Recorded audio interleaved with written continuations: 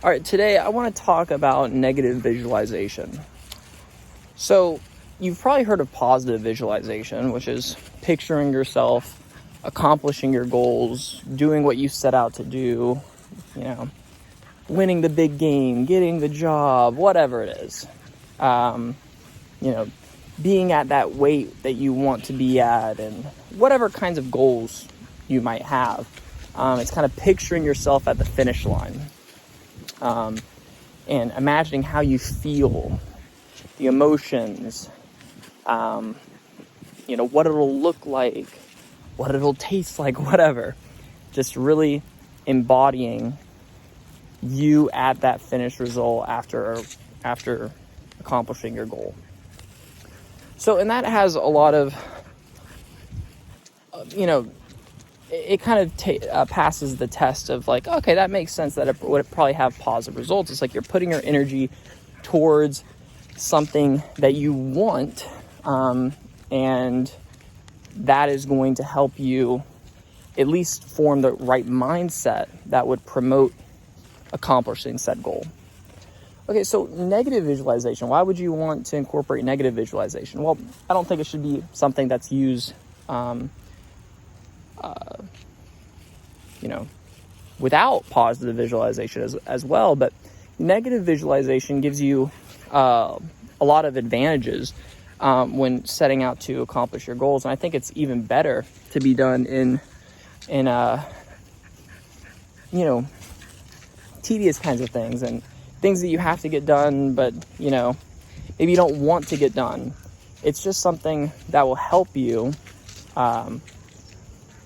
when setting out to do something. And so what is negative visualization? Well, it's basically you have certain things that you want to get done, and there are certain steps that go into that, certain strategies that can help you accomplish those goals. But, like we know with life, things come up.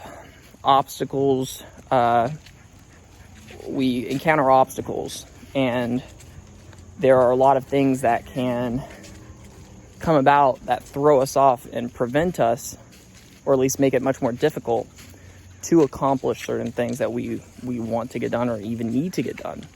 And so how can we overcome those obstacles that come about? And I would say one really good strategy is negative visualization, and it works in the sense that you have something that you want to get done.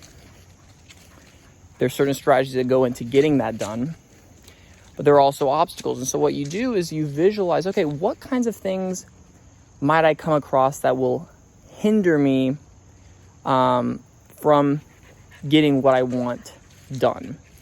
And so you're basically just imagining and hypothesizing things that might come about that will throw you off from your desired path.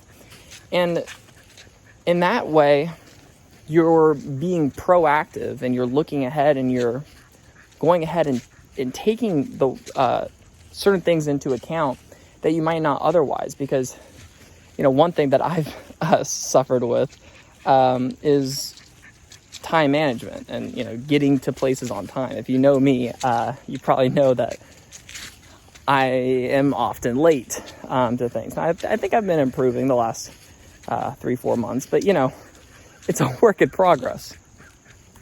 And one thing that's helped me improve with my time management is, when I'm planning my day, writing things down and kind of figuring out how to organize my time and what I need to get done and space out. But it's also like, well, if I say I'm going to be here at this time, usually I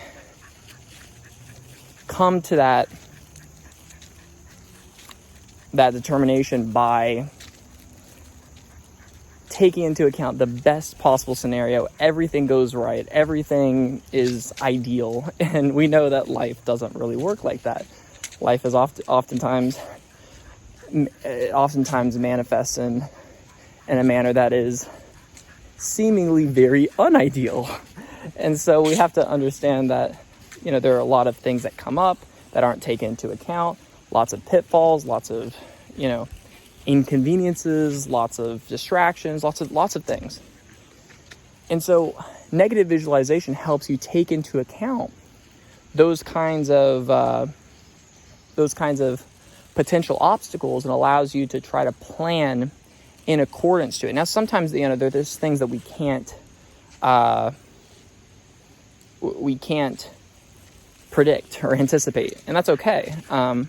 But being able to factor in those kinds of situations can allow you to respond better to them if they do occur. And then, specifically with time, it's like, well, okay, I think I should be over there by 6 o'clock. I should be able to make that happen. Well, did I factor in if this happens? And, and maybe something will come up where I need to do something before I leave for someone or whatever. It's like putting in a buffer there. And that's, I think, a kind of result of negative visualization, factoring in those kinds of things so that you are able to still accomplish your goal of getting somewhere at a specific time.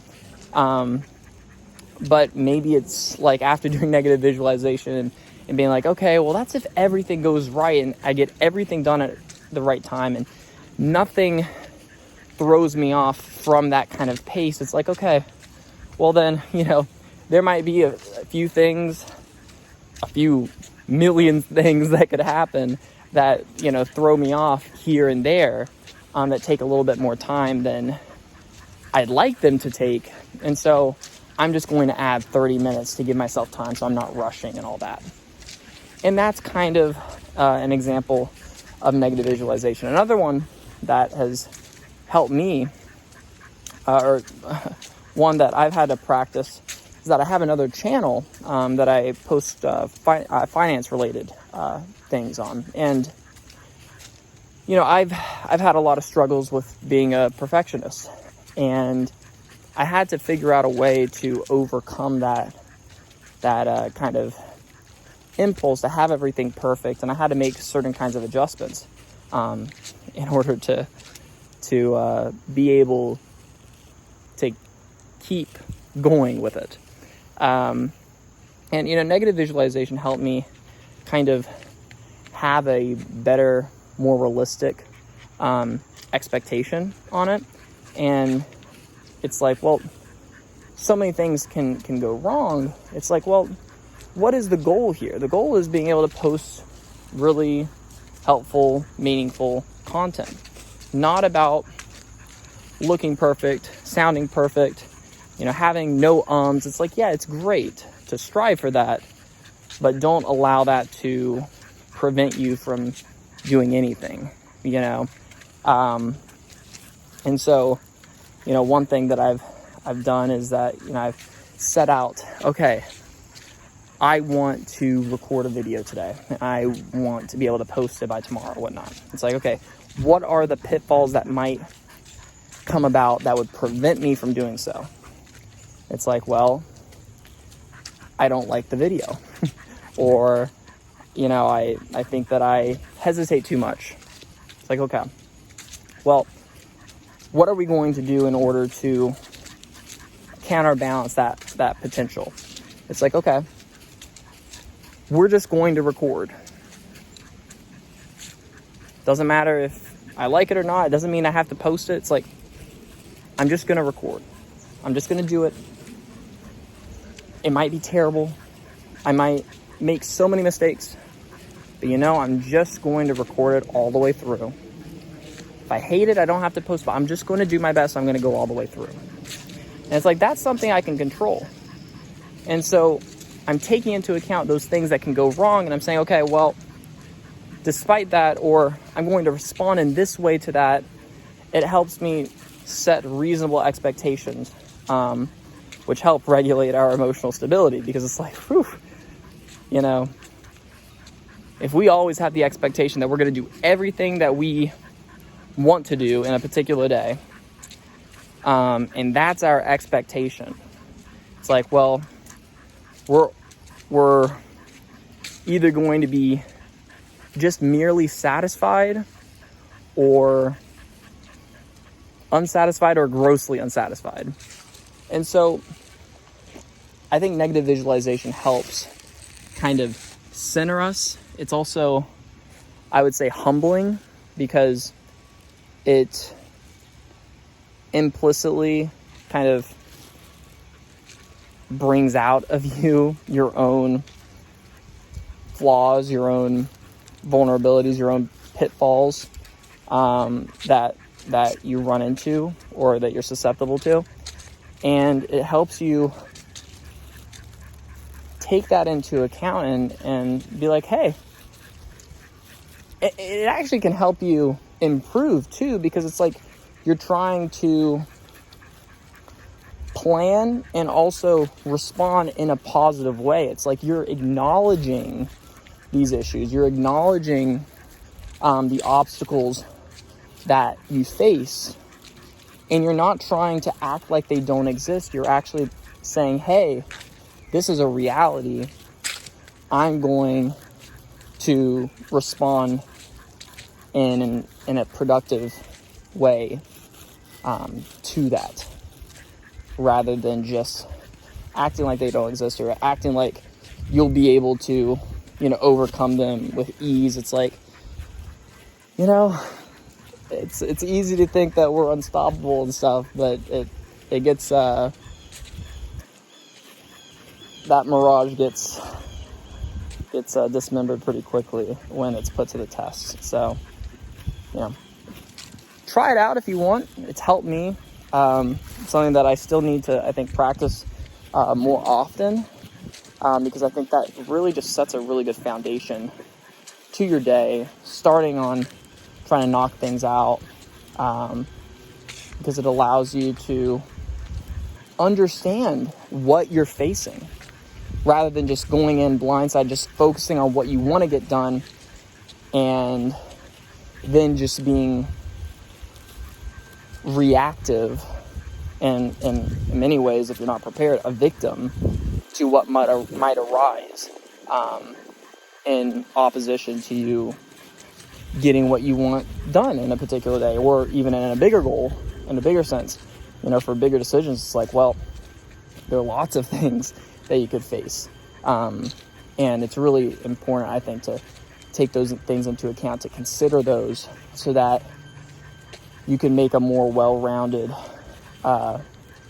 decision and approach it in a way that is more likely to succeed, rather than just going for it. But there are definitely pros and cons to this approach, because if you are someone that's very pessimistic and stuff, it's like, well, maybe it can actually get in the way of you being able to take action, because you're just considering everything that could go wrong, and it leads to just stagnance. That could be an issue with it. So just kind of understanding yourself and just maintaining that balance. If you're very impulsive and just have a problem with thinking things through ahead of time, then this would really help.